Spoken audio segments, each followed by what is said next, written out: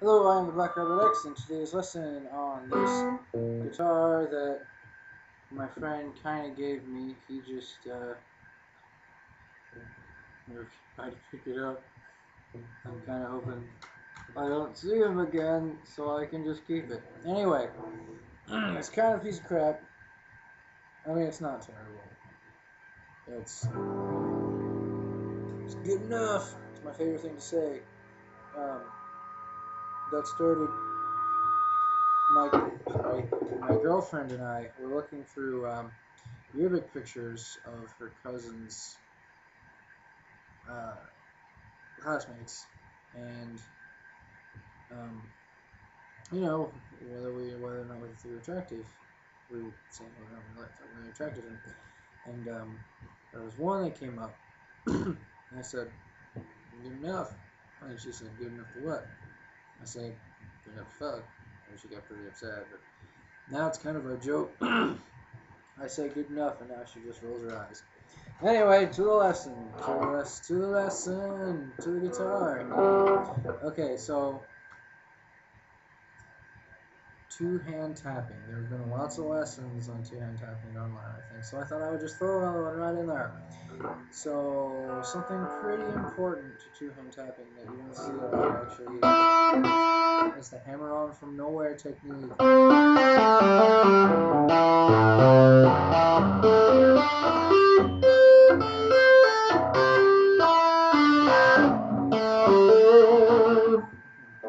So that's one thing you want to do, and that's pretty self-explanatory. I mean, you just wherever.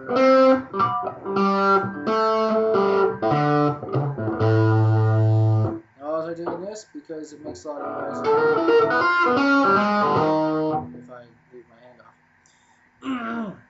So that's a pretty important thing to have. I guess it's not necessary for a lot of them, but for the lick, one of the licks that I'm going to show you today, it's pretty essential. First thing is super easy lick that everybody knows that.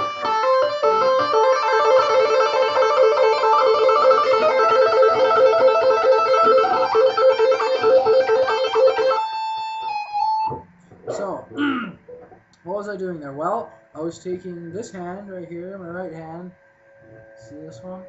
And I hit the string, the first string, with it. It's kind of a hammer-on from nowhere technique with the left, or with the right hand, believe me. So I hit it, and then I kind of plucked it with my finger after. You want to go down like this. I'm exaggerating. See, you have to move your whole arm. But you want to kind of go down, and then after you pull down, then you do the hammer-on from somewhere with your left hand. And that's it, you just repeat over and over again. And this is something that, well, you know what? When it comes to electric guitar, you want to do this with everything. And I've just really learned to appreciate this recently. You want to do stuff without any distortion. I know it's not nearly as gratifying or as much fun, but when you can do it without distortion and you can hear it really well, that's when you know that you've really got it. So you want to do it, but then you also want to practice with distortion because, you get used to going like this. It's really easy to get noise when you have distortion, to get that extra, like the extra noise. So you want to practice with distortion also.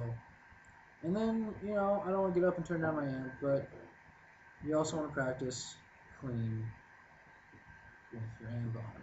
But the two main ways are with distortion, and then just turn your volume knob,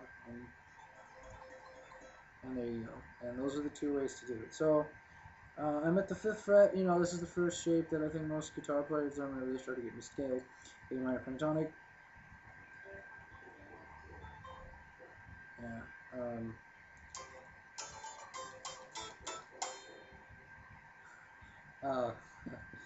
So you're on the 5th fret with your index finger on your left hand, and you're on the 8th fret with your pinky on your left hand, and you're on your 12th fret. All this is on the 1st string with your right hand, middle finger. Now see, I chose this finger right here, you see it? I chose it because, well, honestly, probably largely because that's what Steve Vai does. Big Steve Vai fan. But, see, like Van Halen, he does something, Eddie, good old Edward, does something weird where he puts it under there or something and then taps like that. And that just seemed like a lot of trouble to me to learn to go, I'm gonna tuck it under here and then I'm gonna get it back out like a magician. It just seemed like too much work, so I just went, well, I have 3 other fingers. I might as well use this one. So I did, and I don't have to do that.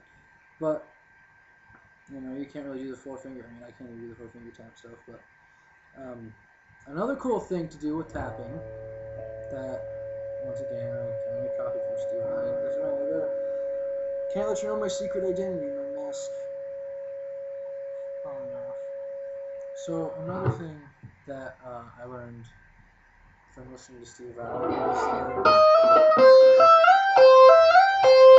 so it's like the slide from somewhere. The slide from somewhere in case you don't know. And you just, oh man, the little flowers in the way. That thing is not helpful at all. I'm sorry, my house is just overgrown with weeds.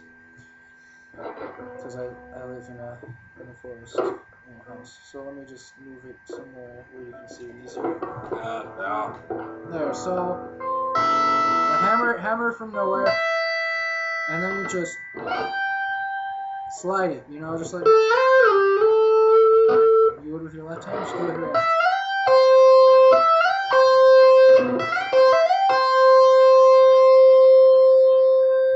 So, tapping is pretty simple. I don't ever remember having any real difficulty with it. It's a really good thing if you want to sound cool or whatever, then it's a neat thing to do. Itchy. So, but the challenge comes in when you want to do, well, like with anything, when you want to do more complicated stuff like going, moving from one string to another.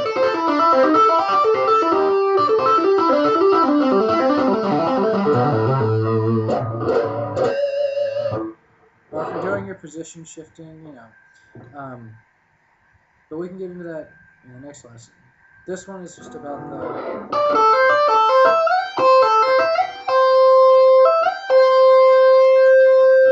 Let me get it right up there for you to see it. See? Okay. That should be good. Now...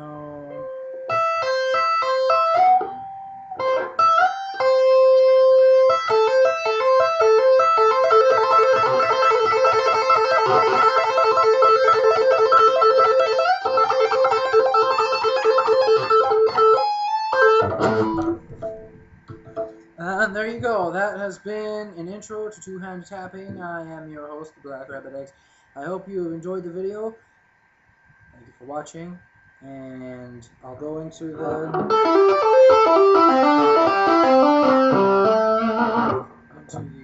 moving across the strings with tapping, and maybe some more interesting stuff in my next video. Thank you. Stop on.